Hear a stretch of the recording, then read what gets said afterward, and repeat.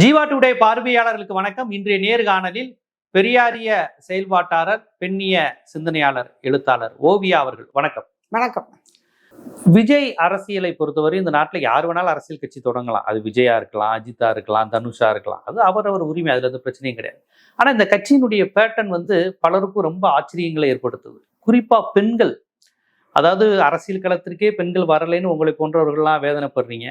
ஆனா இன்னைக்கு விஜய்க்காக பெண்கள் அரசியல் களத்துக்கு வராங்க, தெருவுக்கு வராங்க, செத்து போவோன்னு சொல்றாங்க. என் குழந்தைய கொன்னுருவேங்குவாங்க, என் குழந்தைக்கு விஷம் கொடுத்துட்டு கொன்றுவேங்கிறாங்க, என் மாமனாரை கொன்றுவேங்கிறாங்க. பெண்கள் இப்படி பேசுவது, அதாவது இதுல மதம் ஜாதி வித்தியாசமே கிடையாது. எல்லா சாதி எல்லா மத பெண்களும் விஜய்க்காக சாக தயார்னு பேசுற இந்த ட்ரெண்டு, பரீட்சையை விட்டுட்டு வரேன், என் குழந்தை கன்சீவ் ஆயிருக்கேன், கலைஞ்சா கலையட்டும், விஜயோட பார்க்க வந்தேன்ற இந்த ட்ரெண்டை அரசியலுக்கு அப்பாற்பட்டு என்ன மாதிரியான பெண் சைக்காலஜியா பாக்குறீங்க? பெண்களுக்குள்ள இப்படி ஒரு அரசியல் வெறி, இது அரசியல் வெறின்னு சொல்றதா என்னன்னு தெரியல, இப்படி இவங்க பேசுறதை எப்படி நம்ம புரிஞ்சுக்கிறது? ரொம்ப சிக்கலான கேள்வியா தான் பாக்குறேன் ஜீவா. எனக்கு முதல்ல இப்படி ஒரு ட்ரெண்ட் உருவாச்சுல்ல, இது வரைக்கும் வேற எந்த கட்சியிலையும் இப்படி ஒரு ட்ரெண்ட் நம்ம பார்த்ததில்ல. மற்ற கட்சிகள்லையும் முதல் தலைமுறையா பெண்கள் வந்தாங்க. ஆனா அவங்களுடைய வரவா இருக்கட்டும், அணுகுமுறையா இருக்கட்டும், இப்போ புதிதாக பொது வாழ்க்கைக்குள்ளார வர்ற பெண்களை ஆற்றுப்படுத்துவது அப்படிங்கிறதே ஒரு பெரிய கலை. கணவனோ அண்ணனோ அப்பாவோ கூட்டிட்டு வருவாங்க, அவங்களுடைய இதுலதான் என்டர் ஆவாங்க உள்ளுக்குள்ளார. அது எந்த கட்சியா இருந்தாலும், காங்கிரஸா இருக்கட்டும், கம்யூனிஸ்ட் கட்சியா இருக்கட்டும், ரொம்ப ஒரு அபூர்வமா தான் தாங்களாக கல்வி கற்று அல்லது உத்தியோகம் மூலமா, வேலை வாய்ப்பு மூலமா பெண்கள் வர்றது அப்படிங்கிறது இன்னும் கூட அது ஒரு அரிதான சம்பவம் தான். இன்னைக்கும் கூட அது ஒரு பறந்துபட்டு வரக்கூடிய ஒரு விஷயமாக மற்ற கட்சிகளை பொறுத்த வரைக்கும் உருவாகல. இப்படி வந்த பெண்களை ஆற்றுப்படுத்தி உள்ள அந்த இயக்கத்துல இணைக்கிறதுக்கு ஒரு தனி சேனல் ஆஃப் ஒர்க்கே இருக்கும்.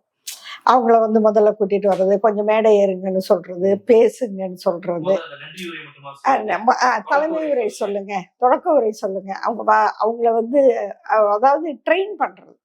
இல்லம்மா, இது வாமா, பேசுமா, ஏறுமா அப்படின்னு சொல்றது, அவங்கள ஆற்றுப்படுத்துதல்.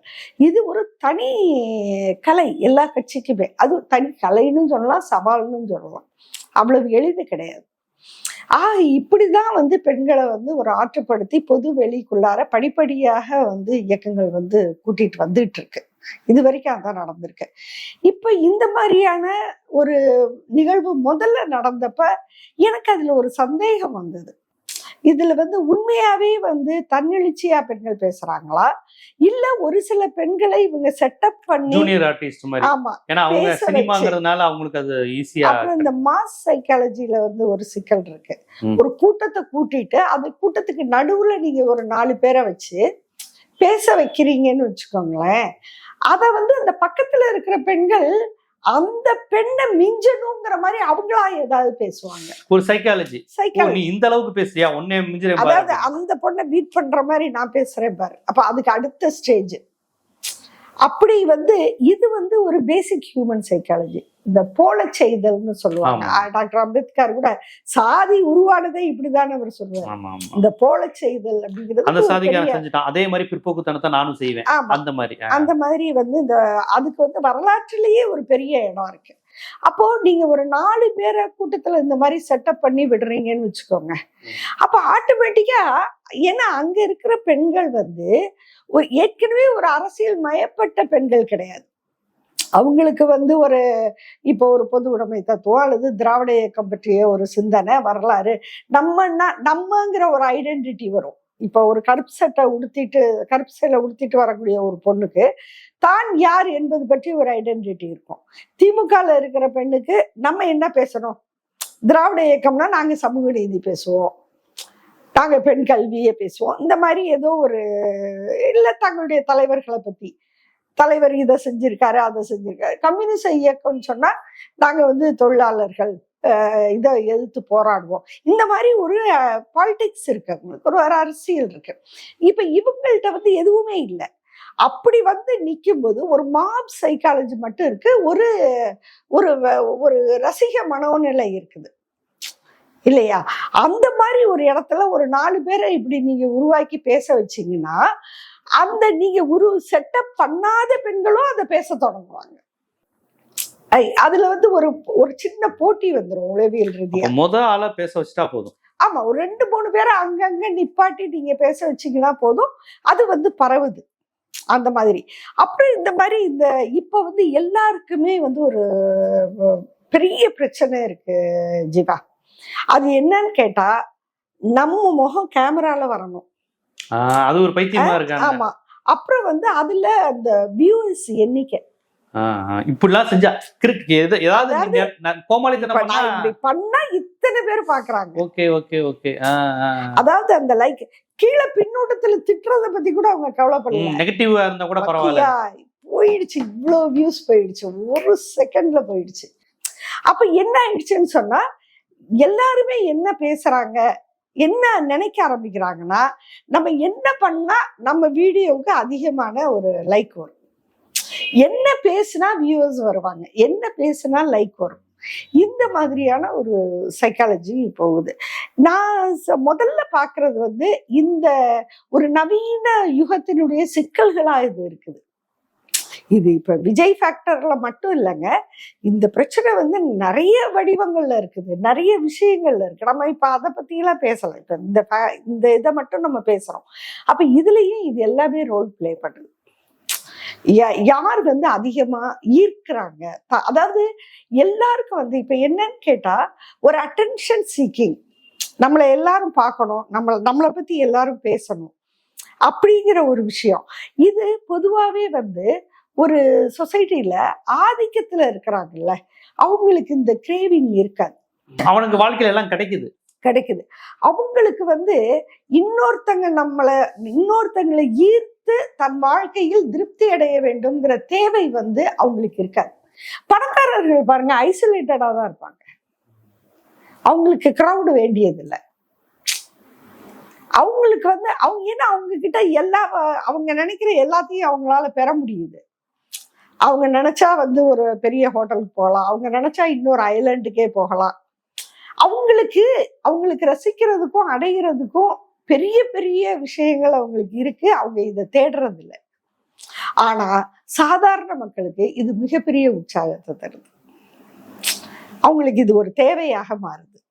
அப்படிதான் இங்க வரக்கூடிய மக்கள், அவங்களுக்கு வேறு லட்சியங்கள், வேறு இலக்குகள், ஒரு அரசியல் புரிதல்கள் இல்லாம இருக்கும்போது இது அவங்களுக்கு ஒரு மிகப்பெரிய கிளர்ச்சியை உண்டு பண்ணக்கூடிய ஒரு விஷயமாக இருக்கு. அதனுடைய எக்ஸ்ட்ரீமுக்கு அவங்க போய்கிட்டே இருக்காங்க, அதாவது ஒரு எல்லை தாண்டி போறாங்க. இதுக்கு மேல இப்படி பேசினா இதனுடைய பொருள் என்ன அப்படிங்கிறது கூட புரியாத அளவுக்கு போறாங்க.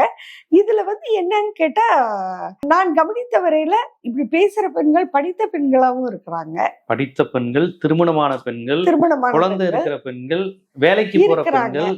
அப்போ நம்முடைய சமூக அமைப்புகளுக்குள்ளார இப்ப முன்னாடி வந்து நம்ம ஒரு சில ஆய்வுகளை நம்ம செய்ய வேண்டியிருக்கு.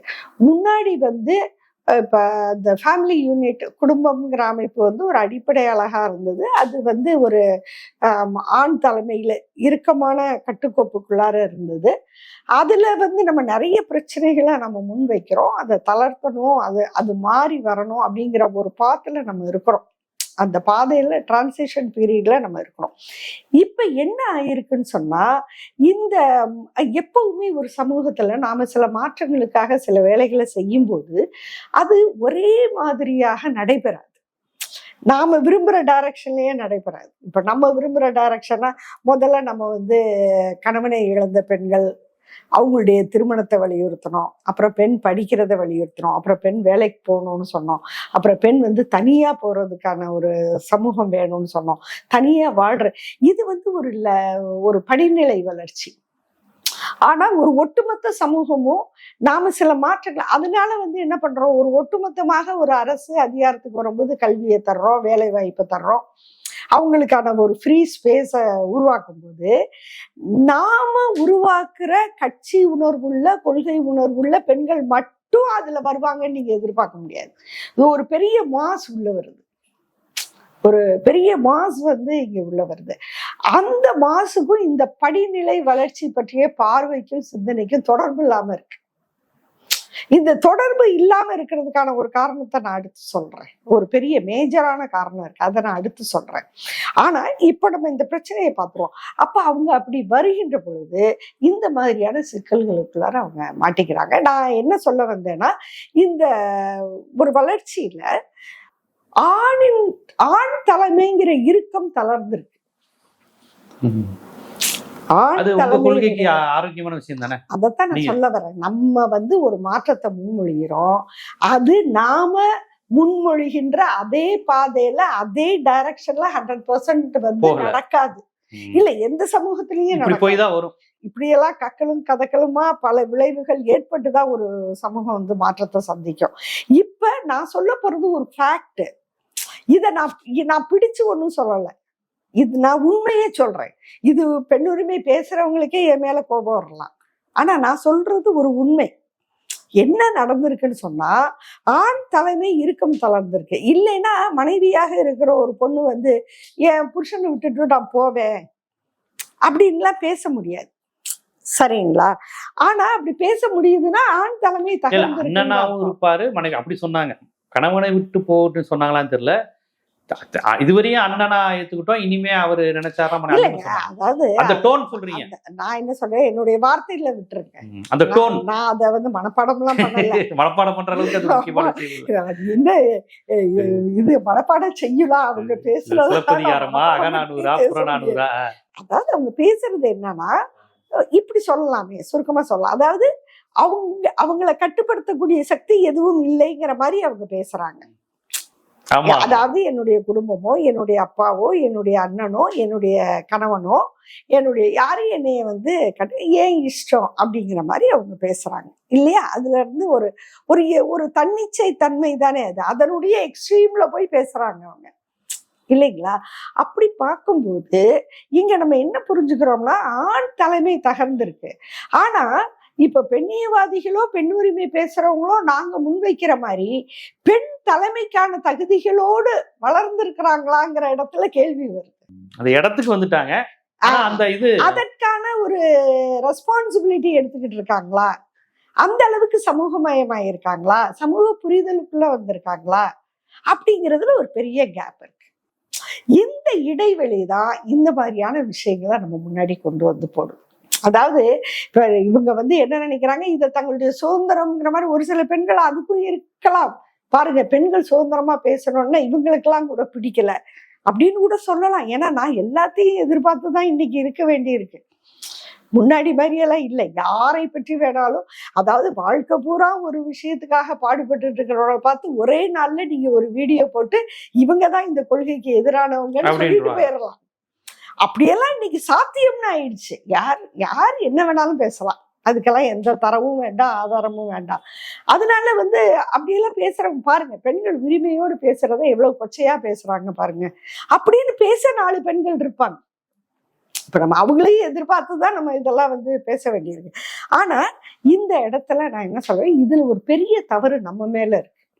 என்னன்னு கேட்டா, இவங்களை படிக்க வச்சோம் இல்லையா? படிக்க வச்சோம்னா உடனே நீங்க படிக்க வச்சேன்னா நீங்க போட்ட பிச்சையிலதான் பெண்கள் படிக்கிறாங்களா? இதுதான் பெரியார் பேசிட்டு இருக்காங்க. சமூகம் தானா மாறிச்சு, இவங்க தானா மாறிச்சு. எந்த புரட்சி நடக்கல, எந்த தலைவனும் வரல, எந்த இயக்கம் பண்ணல, அவங்களாதான் வந்தாங்க. ஆமா ஆமா, அவங்களா படிச்சுட்டாங்க. நான் அப்படியே சொல்லுவோம் படிச்சுட்டாங்க இல்லையா? ஆனா இவங்க கல்வின்னு ஒண்ணு கொடுத்தோம்ல, அதுல 100 வருஷத்துக்கு முன்னாடி பெண் எப்படி இருந்தா, என்னென்ன மாற்றங்கள் வந்தது, எந்த சட்டம் யார் கேட்டா, யார் கொண்டு வந்தா, சமூகத்துல என்னென்ன நடந்தது அப்படிங்கிற வரலாறு ஒண்ணு இருக்குல்ல. இப்போ இந்த பெண்கள் சமுதாய வரலாறுன்னு எடுத்துக்கிட்டீங்கன்னா, தோல்சீலை போராட்டம் நடந்திருக்கு இல்லையா? அதுக்கு அடுத்து உங்களுக்கு சாதி ஒழிப்பு போராட்டங்கள் எல்லாமே பெண் உரிமை போராட்டங்கள் தான். ஆமா ஆமா. இப்ப தோல்சீலை போராட்டம் சாதி ஒழிப்பு போராட்டம். நீங்க நம்ம சமுதாயத்தை பொறுத்த வரைக்கும் சாதி ஒழிப்பும் பெண் உரிமையும் இணைஞ்ச ஒரு விஷயம். அப்புறம் அவங்களுடைய திருமண வயது படிப்படியா 10 வயசுல, அதாவது முதல்ல குழந்தை திருமணம், அதுக்கு பிறகு 10 வயசு சாரதா சட்டம், இப்படி உடன்கட்டை ஏறுறதுல தடுக்கிறதுக்கு ஒரு சட்டம், சதியை தடை செய்ய ஒரு சட்டம், அரியா பருவத்துல நீ ஒரு விளைமகளாதான் வாழணும் அதுக்கு ஒரு கௌரவமான இடம் கோயில். நீ கோயில்ல இருந்தா என்ன, தெருவுல குடிசை வீட்டுல இருந்தா என்ன, உன்னுடைய வாழ்க்கை என்னங்கிறது தானே அது முக்கியம். உனக்கு அதை தீர்மானிக்கிற உரிமை இருந்ததாங்கிறது தானே முக்கியம். ஆக பத்தினி பரத்தியர்னு பிரிச்ச ஒரு சமூகம், பத்தினி உயர்வானவள் பரத்தை தாழ்வானவள்னு எழுதிட்டு ஒரு குறிப்பிட்ட சமூகத்தை நீ பரத்தையாக மட்டுமே வாழணும்னு சொன்னா பொட்டு கட்டுற பழக்கம். அதை ஒழிப்பதற்கான போராட்டம். அதற்கு அந்த மசோதாவை ஆதரித்து சட்டமன்றத்தில் நடந்த விவாதங்கள், எதிர்த்து நடந்த விவாதங்கள், எப்படியெல்லாம் இது நிறைவேறுச்சு. இன்னைக்கு யார் யார். ஆனா இதுல ஒரு பெரிய தப்பு நடக்குது ஜீவா. வரலாறை சொல்லும் போது இங்க ஒரு பெரிய எதிர்ப்பு என்ன வருதுன்னா, அந்த வரலாறு சொல்லாதீங்கிறாங்க. அந்த வரலாறை சொல்லுவது தங்களை இழிவுபடுத்துவதுன்னு இவங்க ஒரு கிளைம் பண்ணுவது. இதுவும் ரொம்ப தப்பான ஒரு விஷயம். இதனாலேயே வரலாறு முழுமையாக சொல்லப்பட முடியல. ஆனா அப்படிப்பட்ட வரலாற்று உணர்வெல்லாம் நாம கொடுத்திருக்கிற இந்த பட்டய கல்வி அதெல்லாம் சொல்றோம்ல, பட்டதாரி, முதுநிலை பட்டதாரி, அப்புறம் தொழில் கல்வி, டாக்டரா படிக்கிற பெண்களுக்கு பிரசவத்துல வலியை கட்டுப்படுத்த ஊசி போடுறதுக்கு பெண் போராடி இருக்கா இந்த உலகத்துலங்கிற வரலாறு தெரியுமா? ஆனா தெரியணுமா வேணாமா? கண்டிப்பா தெரியணும்ல. ஆணுக்கு மட்டும் இல்ல, பெண்ணுக்கு மட்டும் இல்ல, ஆணுக்குமே சொல்றேன். நீ போடுறிய ஊசி முதல்ல ஆஸ்பத்திரியில மகப்பேறு பாக்குறதுங்கிறதுக்கு இந்த சமுதாயம் போராடி இருக்கு. அது தெரியுமா உனக்கு? சரி, இதெல்லாம் பெரியார் இயக்கங்கள் ஒரு 25 ஆண்டுகளாக தன் வீட்டு பிள்ளைகளுக்கு சொல்லி தரல, அப்படிதானே எடுத்துக்கணும். இது நல்ல கேள்வி ஜீவா. அதாவது பாடத்துல சொல்லி தரல, சரி ரைட். இந்த வீடுகள்ல என்ன ஆச்சு? இது ரொம்ப நல்ல கேள்வி. எனக்கும் அது அதிர்ச்சியா தான் இருக்கு. அது என்னன்னு கேட்டா, நிறைய இன்னைக்கு பெரியார் போன்ற தலைவர்களுடைய கொள்கைகள்லயே அதனுடைய ஆழத்தையோ அடிப்படையையோ விட்டுட்டு அது ஏதோ இந்த மீம்ஸ் போடுற தலைப்புகள் மாதிரி சுருக்கி கொண்டு வந்துட்டாங்க. விரிவான அரசியல் உரையாடல் இன்றைக்கு குடும்பங்கள்ல இல்லை. இப்ப ஒரு உதாரணத்துக்கு ஒண்ணு சொல்றேன். பெரியார் சாமி இல்லைன்னு சொல்லல, கும்பிடுறேன் சாமிங்கிறதான் அவர் எதிர்த்தாரு. இது எவ்வளவு பெரிய பெரியார் கருத்தை திரிக்கின்ற ஒரு சொற்றொடர். இதை பெரியார் இயக்கங்கள் தான் மறுக்கணும். இதை பெரியார் இயக்கங்கள் பரப்புறாங்க. இல்ல, இந்த மாதிரி நீங்க கடவுள் மறுப்பு அந்த மாதிரி விஷயங்களை விடுங்க. அடிப்படையான இடஒதுக்கீடு, பெண் கல்வி, இதுக்கும் கடவுள் மறுப்புங்கிறது ஒரு பகுத்தறிவு மார்க்சியத்தோட தொடர்புடையது. அது ஒரு தத்துவம் சார்ந்த விஷயம். அதை நீங்க வைங்க, அந்த பிரச்சாரம் தனி. அடிப்படையில இப்ப இடஒதுக்கீடு உணர்வுக்கும் கடவுள் மறுப்புக்கும் தொடர்பு இல்லை. ரிசர்வேஷனை பத்தி ஒரு கான்சியஸ் இருப்பதுக்கும் நான் பிராமின் கான்சியஸ்க்கும் ஒரு சாதி இதுக்கும் கடவுள் நம்பிக்கைக்கு தொடர்பு இல்லை. அது பிலாசபிக்கலா நீங்க நினைச்சு பேசலாம். இன்னைக்கு இடஒதுக்கீடு குறித்து பார்வை இல்லை, சமூக நீதி குறித்து பார்வை இல்லை, இந்திய எதிர்ப்பு, வடவர் எதிர்ப்பு, இது குறித்த ஒரு பார்வையே இல்லாத ஒரு சமூகம் உருவானது பெரியார் இயக்கங்கள் டீச் பண்ணலையா? இந்த ஆட்சிகள் பாடத்திட்டங்கள்ல அந்த வரலாறுகளை பதிவு செய்யலையாங்கிற கேள்வி வருதுல்ல. அந்த பிள்ளைங்களுக்குலாம் அது ஒண்ணுமே தெரியல. இல்ல ஜீவா, நான் அந்த இது ஒரு உதாரணத்துக்கு சொன்னேன். அதை நீங்க எல்லாத்துக்கும் எடுத்துட்டு போகலாம். புரியுதுங்களா? இப்போ இதுல பெரிய சிக்கல் இருக்கு. பெரியார் காலத்துல பெரியாருடைய அந்த இது இருக்கு இல்லையா, யார் எதிரி அப்படின்னு நிலைநிறுத்தினப்போ அதுல என்னன்னு கேட்டா, இங்க இந்த இந்து மதம் எதிரி, பார்ப்பனர்கள் எதிரி அப்படிங்கிற ஒரு ஸ்ட்ரக்சர் கொண்டு வந்தாங்க. அந்த ஸ்ட்ரக்சரை ரொம்ப புத்திசாலித்தனமா அந்த நான் பிராமின்ங்கிற ஸ்ட்ரக்சர் இன்னைக்கு செதறு தேங்காய் மாதிரி உடைக்கப்பட்டிருக்கு. அப்போ இன்னைக்கு பெரியார் படம் இருக்கலாம், அம்பேத்கர் படம் இருக்கலாம், புத்தர் படம் இருக்கலாம், இன்னும் காரல் மார்க்ஸ், எல்லாருடைய படங்களை வேணாலும் வச்சுக்கலாம், பெரியார் இயக்கங்களை நான் சொல்றேன். ஆனா அவங்க இதுல ஏதோ ஒரு செக்ஷன் பாலிடிக்ஸை மட்டும்தான் தன்னுடைய பிள்ளைகள்கிட்ட பேசுறாங்களே ஒழிய முழுமையான பெரியாரியலையோ முழுமையான உண்மையான தமிழக வரலாற்றையோ பேசுறது இல்லை. அதாவது ஒரு செக்ஷன் குழந்தைகளுக்கு பெரியார் இடஒதுக்கீடு பாடுபட்டதே தெரியாது. அவங்களும் பெரியாரிஸ்ட் ஃபேமிலியா இருப்பாங்க. ஆனா பெரியார் இடஒதுக்கீடுனா அதுல பெரியார் அவங்க சம்பந்தப்படுத்த மாட்டாங்க. புரியுதா? அதே மாதிரி பெண்கள், இப்ப உதாரணமாக பெண் கல்விக்கு இங்க யார் பாடுபட்டா? அதை பத்தி பேச மாட்டாங்க. பெண் கல்விக்கு இங்க என்னென்ன முயற்சிகள் எடுக்கப்பட்டது, தமிழ்நாட்டுல என்ன நடந்தது. நான் இன்னும் சுருக்கமா வேற ஒரு விஷயத்துக்கு வந்துடுறேனே. தமிழ்நாட்டை பத்தி தமிழ்நாட்டுல இருக்கக்கூடியவங்க பேசுறது இல்லைங்க.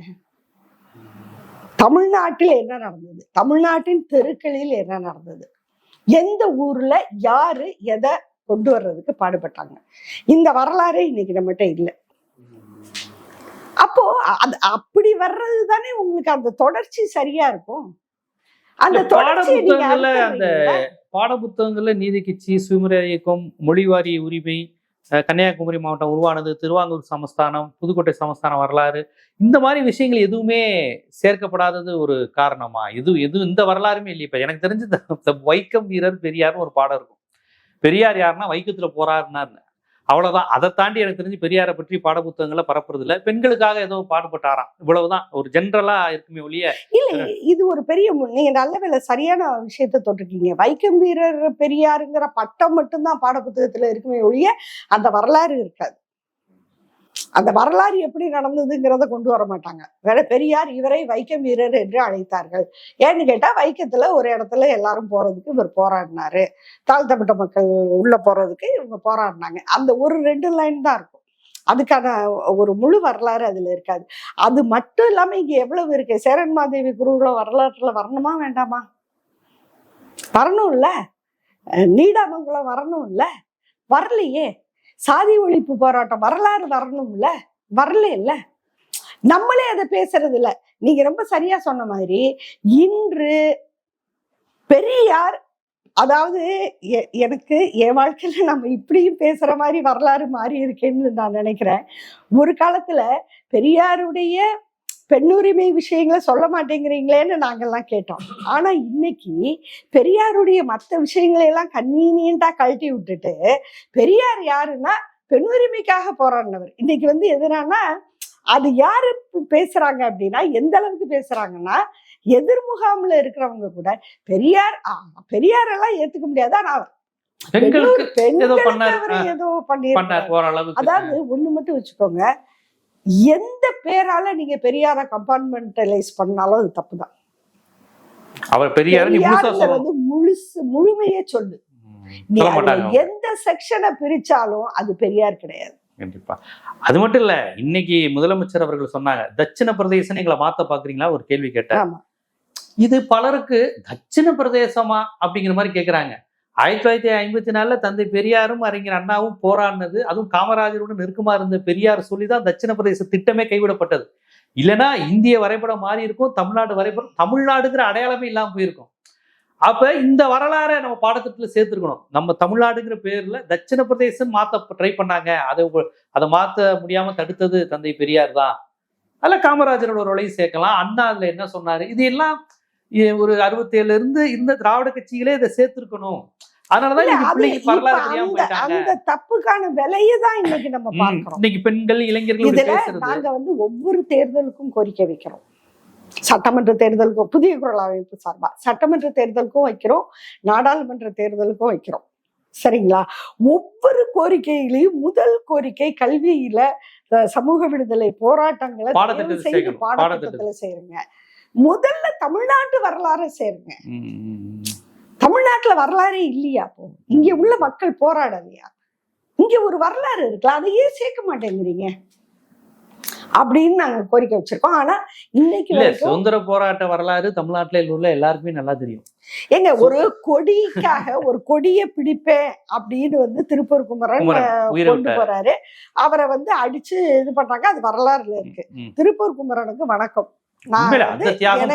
எனக்கு அதுல 2வது திருப்பூர் குமரனுக்கு வணக்கம். ஆனால் இது தவிர தமிழ்நாட்டுல எத்தனை போராட்டங்கள் நடந்திருக்கு? ஏன் ஒண்ணு கூட சொல்ல மாட்டேங்கிற நீ? சுதந்திர விடுதலை போராட்டம்னே எடுத்துக்கோ, அந்த வரலாற்றுல கூட ஏன் நீ பெரியார் பேரை சேர்க்கல? அதாவது மதுக்கடை ஒழிப்பு போராட்டமா இருக்கட்டும், அதை சேர்ப்பாங்க. போராட்டமா இருக்கட்டும். பெரியார் என்றால் கள்ளுக்கடையை எதிர்த்தார், அவர் தங்கச்சி மனைவியும் போராடினாங்க, வைக்கம் போராட்டத்தில் ஈடுபட்டாரு. அப்புறம் பெண்களுக்காக பாடுபட்டவர்னு ஒரு 4-5 அங்க 25ல 1, 1935 1, 51 மற்றபடி வகுப்பாரி உரிமை, இடஒதுக்கீடு, தமிழ்நாடுன்னு பேர் வைக்கிறதுக்கான போராட்டம், இந்த மாதிரி விஷயங்கள் எதுவுமே வராது. நீங்க ரொம்ப சரியா சொன்ன, இந்த வகுப்புவாரி உரிமைங்கிறத மட்டுமே தனி பாடமாக வைக்கணும். ஒரு கிட்டத்தட்ட அதாவது அந்த வரலாறு மைசூர்ல இருந்து தொடங்குது. சரிங்களா? தமிழ்நாடு இப்ப நான் இன்னும் கொஞ்சம் வைடரா போயே சொல்றேன்.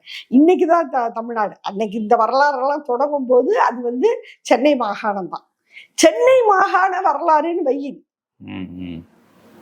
அந்த வரலாறே வைக்காம இது எதையுமே சொல்லி கொடுக்கலன்னா இந்த பிள்ளைங்க இப்படிதான். இந்த இளைஞர்கள் வந்து இன்னைக்கு திராவிட இயக்கத்துக்கு எதிரா, பெரியாருக்கு எதிரா, அரசியலற்ற தன்மை. அதாவது திராவிட இயக்கத்தை எதிர்க்க கூடாதுன்னு நான் சொல்லல. பெரியாரே என்ன சொன்னாரு? என்னைய முட்டாள்னு சொல்ற ஒரு தலைமுறை வரும்னு சொன்னாரு. வரணும்னு சொன்னாரு, வரும் இல்ல வரணும். அப்ப அந்த அளவுக்கு வளர்ச்சி வரணும்னு சொன்னாரு. இத சொல்லல அவர் இல்லையா? அதனால நம்ம வந்து நீங்க எந்த இயக்கத்தையும் எதிர்க்க கூடாது, எந்த இயக்கத்தையும் விமர்சனம் பண்ணக்கூடாது அப்படின்னு நம்ம சொல்லல.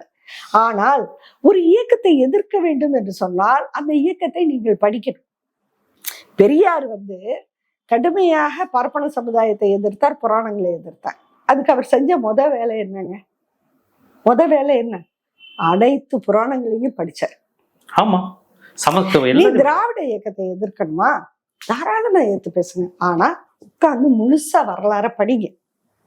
திராவிடம்ங்கிற சொல் தோன்றியதுல இருந்து அப்பதானே நீங்க எதிர்க்க முடியும். அது எல்லாத்தையும் பண்ணிட்ட, அது எல்லாமே வந்து எல்லாமே நடக்கல. நீங்க போய் சொல்ற திருட்டு திராவிடம் இப்படி பேசியெல்லாம் நீ வரலாற்றை அழிக்க முடியாது தம்பி. யாரா இருந்தாலும் சொல்றேன், நீ வெற்றியே பெற்றால் அது தற்காலிகம். வரலாறு வந்து அப்படியெல்லாம் சும்மாலாம் தன்னைய விட்டு கொடுத்துறாது. சரியா? அதனால நீங்க எதிர்த்து பேசுங்க, திராவிட இயக்கத்தை எதிர்த்து பேச வேண்டாம். ஆனா வரலாறை சொல்லி அந்த வரலாற்றுல இருந்து பேசுங்க.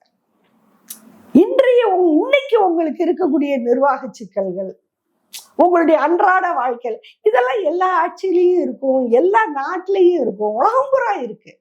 அதை பேசக்கூடாதுன்னு சொல்ல. இன்னும் சொல்ல போனா ஒரு மனிதனுக்கு உடனடியான தேவை அவனுக்கான அன்றைய சாப்பாடு, அன்றைய சாலை, அன்றைய பாதுகாப்பு. இதுல இருந்து நான் ஒன்றும் கருத்து மாறுபடல.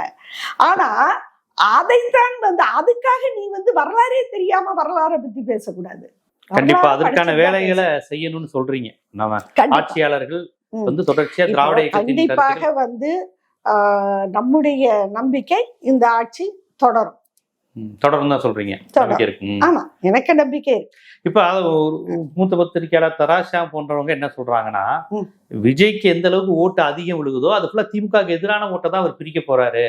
அதனால இயல்பா 180 160 சீட்டு வாங்குற திமுக கூட்டணி விஜய் அதிகமா வாங்க அதிமுகவுடைய ஓட்டுகள் பிரிஞ்சு அவர் 200 சீட்டு கூட அடிக்கலாம் அப்படிங்கிற மாதிரியான வாய்ப்புகள் இருக்கு. அப்படிதான் போகும் அப்படின்னு அவர் ஒரு மேத்தமெட்டிக்ஸ் சொல்றாரு. அரசியல் சொல்ல அர்த்தமெட்டிக்கா இவங்க பிரியும் போது இதுதானே வரும் அப்படிங்கிற மாதிரி அவர் சீனியர் ஜேர்னலிஸ்ட் எல்லாம் சொல்றாங்க. அந்த மாதிரி போக வாய்ப்பு இருக்குதா தான் பாக்குறீங்க? இல்ல, அந்த மாதிரி போகதான் வாய்ப்பு இருக்குங்கிறது நம்முடைய கணிப்பை தாண்டிய விருப்பமும் எங்களை போன்றோருக்கு அதுதான். ஏன்னு கேட்டா இந்த ஆட்சியினுடைய தொடர்ச்சியின் மூலமாக மட்டும்தான் இன்னைக்கு தமிழ்நாட்டை வந்து நம்ம ஒரு இந்த போக்குகளை தக்க வைக்க முடியும். இந்த வளர்ச்சியவோ இந்த வாழ்க்கையவோ தக்க வைக்க முடியும் இந்தியா மாதிரி ஒரு அமைப்புல, அப்படிங்கிறது தான் நம்முடைய உறுதியான நம்பிக்கை. தராசு ஷாம் சொல்ற மாதிரி முழு எதிர்கட்சி ஓட்டுகளும் வந்து விஜய் பக்கமாக திரும்பினால் கூட அது நமக்கு பகுதி தோல்விதான். அப்படி போனா கூட ஏன்னு கேட்டா ஒரு அரசியலற்ற தன்மை இந்த வெளிக்குள்ளார வர்றதுங்கிறது நமக்கு பெரிய சவால். இந்த சவாலை தன்னுடைய ஆட்சியை தொடர்ந்தா கூட நிச்சயமாக திராவிட இயக்கம் எதிர்கொண்டே ஆக வேண்டும். இனிமே இதை வந்து புறக்கணிக்கலாம் முடியாது. அதுக்கு அவங்க இந்த கூட்டத்தை நீங்க எதிர்கொண்டுதான் ஆகணும். இந்த கூட்டத்தை நீங்க அரசியல் படுத்திதான் ஆகணும். அப்படி படுத்தாம நீங்க இந்த ஆட்சி வந்துருச்சுன்னா தைரியமா எல்லாம் போக முடியாது. ஒர்க் நிறைய இருக்கு, வேலை நிறைய இருக்கு. முதலாவதாக நீங்க வந்து தமிழ்நாட்டின் வரலாற்றை நீங்க வந்து பாட புத்தகங்களை கொண்டு வரணும். அனைத்து போராட்டங்களையும் கொண்டு வரணும். அனைத்து சிறப்புகளோடையும் அதனுடைய பலவீனங்களோடையும் நீங்க அதை முதல்ல பாட புத்தகத்தை சரி பண்ணுங்க. கல்வி கூடங்கள்ல அப்புறம் வந்து இன்றைய இளைஞர்கள் இப்படி இருக்கிறாங்கன்னா கல்வி கூடங்களுக்கு அதுக்கு தொடர்பே இல்லைன்னுலாம் நீங்க நழுவக்கூடாது. ஏன் இப்படிப்பட்ட மக்களை இந்த கல்வி கூடங்கள் உருவாக்குச்சு? சிலபஸ் நிறைய கொண்டு வர வேண்டியது இருக்கு. சிலபஸ் மட்டும் இல்ல, கல்வி கட்டமைப்புல நீங்க வேலை செய்யுங்க. கண்டிப்பா அந்த கல்வி மாதிரியான ஒர்க்கெல்லாம் கட்டமைப்புல வேலை செய்யணும். அதே மாதிரி தமிழ்நாட்டு இளைஞர்களுக்கான வேலை வாய்ப்பு, அவர்களுக்கான வாழ்க்கை எல்லாரும் ஸ்விக்கில ஓடிட்டு இருக்காங்க. நீங்க அந்த பகுதியை கவனிக்காம அவன் ஃபுல்லா உதிரியாகி நீங்க அரசியலற்றவங்களா தமிழ்நாட்டினுடைய மாறிடலாம். இளைஞர்கள் இன்னைக்கு அரசியலற்றவர்களாக மாறியதற்கு உள்ள சமூக பொருளாதார காரணிகளை குறித்து கவலைப்படாமல் நாம இதெல்லாம் சரி பண்ண முடியாது. கண்டிப்பா.